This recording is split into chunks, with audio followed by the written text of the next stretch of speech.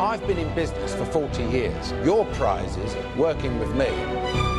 You're fired. You're fired. You haven't got a bloody clue. You're fired.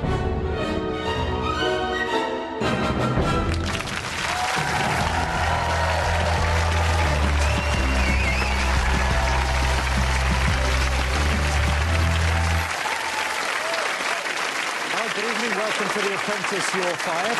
This is where the just fired candidate, still reeling from the horror of it all, wonders where it all went wrong. With the help of our panel and some unseen footage, we'll be looking at how the ice cream task saw Lindy well and truly frozen out. Now, Apprentice candidates don't tend to hide their lights under bushels at the best of times, but this week, some of them really did fall in love with themselves. We are sizzling hot.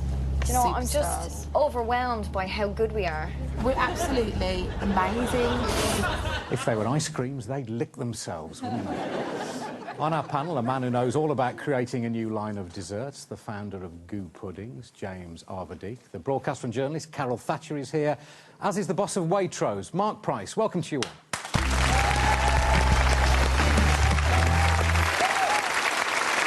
Task of creating and selling new flavours of ice cream started sweetly enough for Lindy, but in the end, it all just melted away.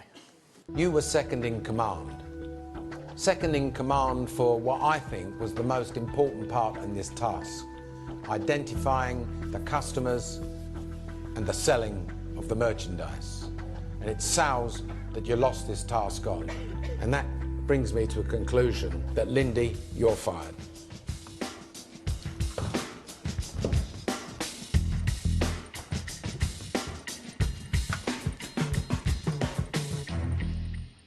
Ladies and gentlemen, please welcome Lindy Mingaza.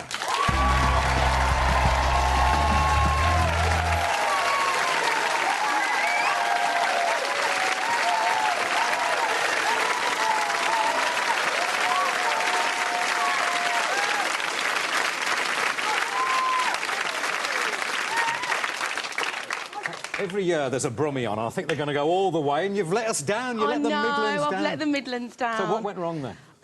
I think I wasn't vocal enough in the boardroom. I also think I should have been more vocal throughout the task and sort of made things... there were lots of things I was unhappy about, and I sort of let people run away with themselves. I should have reined in the exclusivity thing when it was blurted out in the pitch. How did you feel you came across when you saw the episode, Joss? I watched it and I thought... I was sort of... At points I was cringing at myself, but other points I thought, well, you know, you learn from things. It's been an amazing experience. Let's have a look at where it all went wrong for you, if you can bear to watch again. OK. I'm a devil on the run, a six-gun lover. We're absolutely amazing. Is there an opportunity for you to agree that it won't go into any other pubs for at least 3 months? We'll guarantee you exclusivity for 3 months. Oh, that was nice and easy. That was an amazing idea. You had no right offering any exclusivity whatsoever.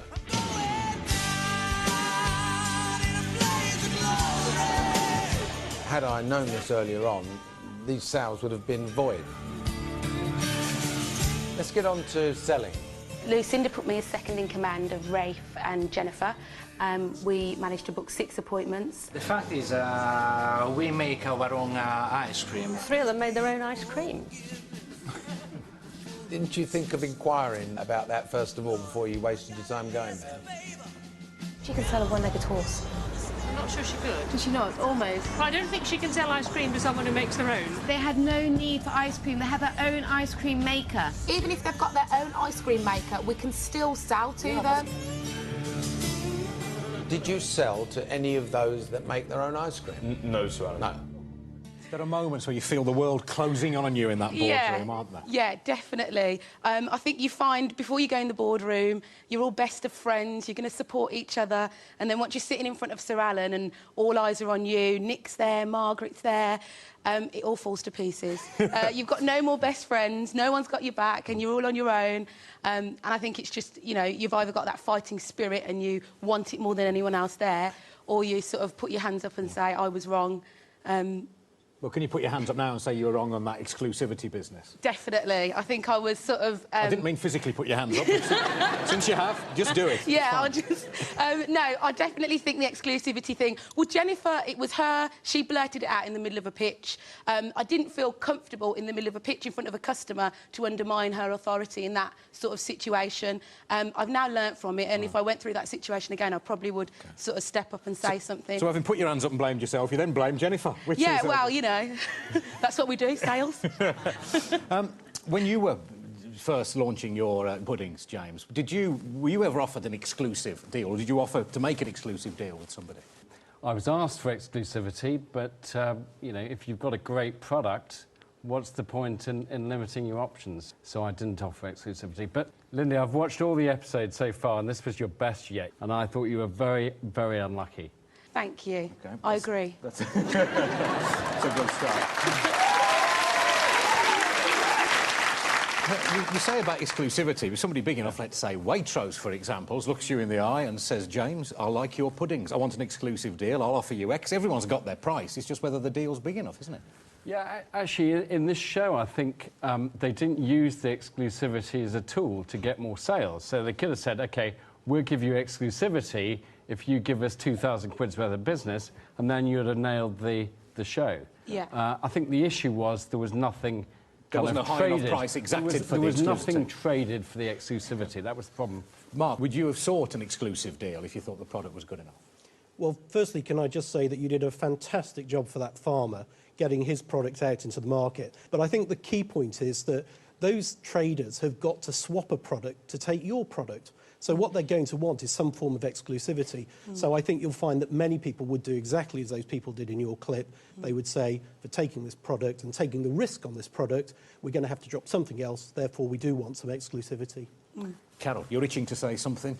Adrian, I am. Could I start by congratulating Lindy and her fellow Apprentice contestants? Look, they made the ice cream for starters. If I'd been in charge, there would have been some very drippy sludge with the odd bit of avocado piece floating up. So, look, they made the stuff. Well done. But having realised how easy it was to make it, I think you should have had a different sales strategy. You're all young. I would have picked the brains of the farmer, I think, to say, look, you've been making and selling the stuff.